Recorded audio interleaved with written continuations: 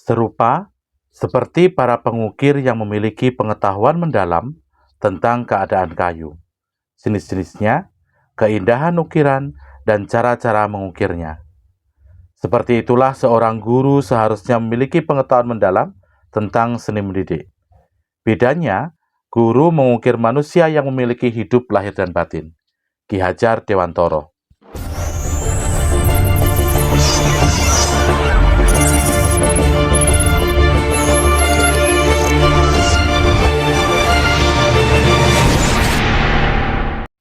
Assalamualaikum warahmatullahi wabarakatuh.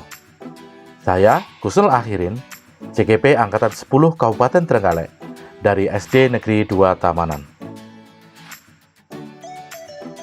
Pada kesempatan kali ini, saya akan memaparkan koneksi antar materi modul 2.1 tentang pembelajaran berdiferensiasi. Apa yang dimaksud dengan pembelajaran berdiferensiasi? Pembelajaran berdiferensiasi adalah usaha guru untuk menyesuaikan proses pembelajaran di kelas untuk memenuhi kebutuhan belajar individu murid. Pembelajaran berdiferensiasi haruslah berakar pada pemenuhan kebutuhan belajar murid dan bagaimana guru merespon kebutuhan belajar tersebut. Guru harus dapat memenuhi kebutuhan murid yang berbeda agar mereka merasa nyaman di kelas agar tujuan pembelajaran tercapai. Selanjutnya, bagaimana langkah-langkah melakukan pembelajaran berdiferensiasi di kelas agar terlaksana dengan baik? Langkah pembelajaran berdiferensiasi agar terlaksana dengan baik dimulai dengan memahami tujuan pembelajaran, kemudian mengetahui dan merespon kebutuhan murid, menciptakan lingkungan belajar yang mengundang murid untuk belajar, melakukan manajemen kelas yang efektif, dan yang terakhir adalah melakukan penilaian berkelanjutan. Agar pembelajaran berdiferensiasi dapat terlaksana dengan baik, maka perlu diperhatikan aspek kebutuhan belajar murid.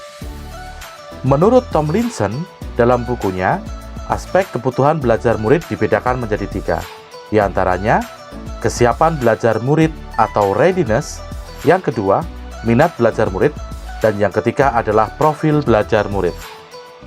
Kesiapan belajar murid adalah kondisi awal suatu kegiatan belajar yang membuatnya siap untuk memberi respon atau jawaban yang ada pada diri siswa dalam mencapai tujuan pengajaran tertentu. Adapun minat belajar murid adalah suatu keadaan mental yang menghasilkan respon terarah kepada suatu situasi atau objek tertentu yang menyenangkan dan memberikan kepuasan diri. Sedangkan profil belajar murid yaitu mengacu pada cara-cara bagaimana kita sebagai individu paling baik belajar. Tujuan dari mengidentifikasi atau memetakan kebutuhan belajar murid berdasarkan profil belajar adalah untuk memberikan kesempatan kepada murid untuk belajar secara natural dan efisien. Profil belajar murid dipengaruhi oleh 4 faktor. Yang pertama adalah lingkungan, yaitu ruangan, kebisingan, dan pencahayaan. Yang kedua adalah budaya, yaitu santai, pendiam, dan personal. Adapun yang ketiga adalah gaya belajar yang terdiri dari visual, auditori, dan kinestetik. Yang terakhir adalah kecerdasan majemuk, yaitu visual sosial, musikal bodily kinestetik, interpersonal, intrapersonal, verbal linguistik, naturalis, dan logik matematika.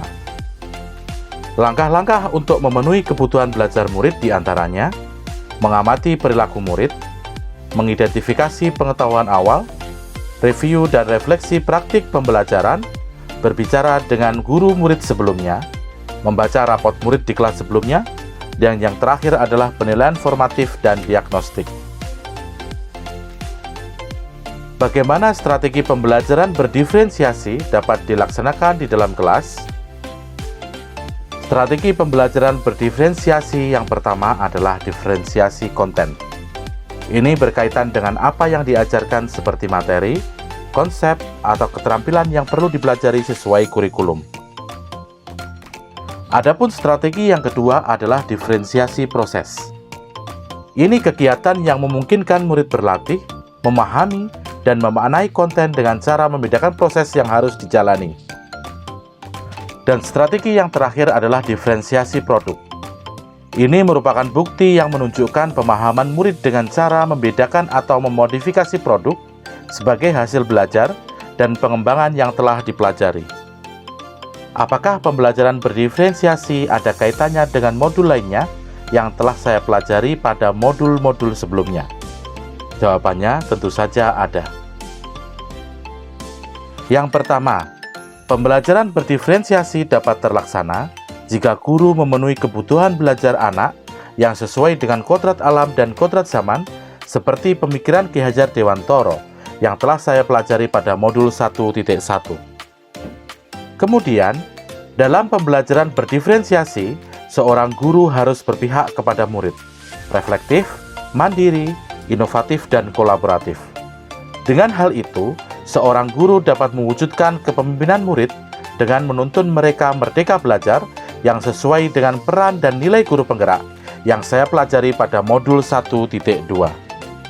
Adapun kaitannya dengan modul 1.3, yaitu pembelajaran berdiferensiasi dapat mewujudkan salah satu visi guru penggerak yang berpihak kepada murid. Dan yang terakhir, kaitan antara modul 1.4 dengan pembelajaran diferensiasi adalah pembelajaran berdiferensiasi dapat mendorong tumbuhnya budaya positif di sekolah karena lebih menghargai keberagaman dan melibatkan langsung siswa dalam proses penyusunan kesepakatan kelas. Demikian koneksi antar materi pada modul 2.1 yang dapat saya sampaikan. Semoga bermanfaat. Terima kasih. Salam guru penggerak. Tergerak, bergerak, dan menggerakkan.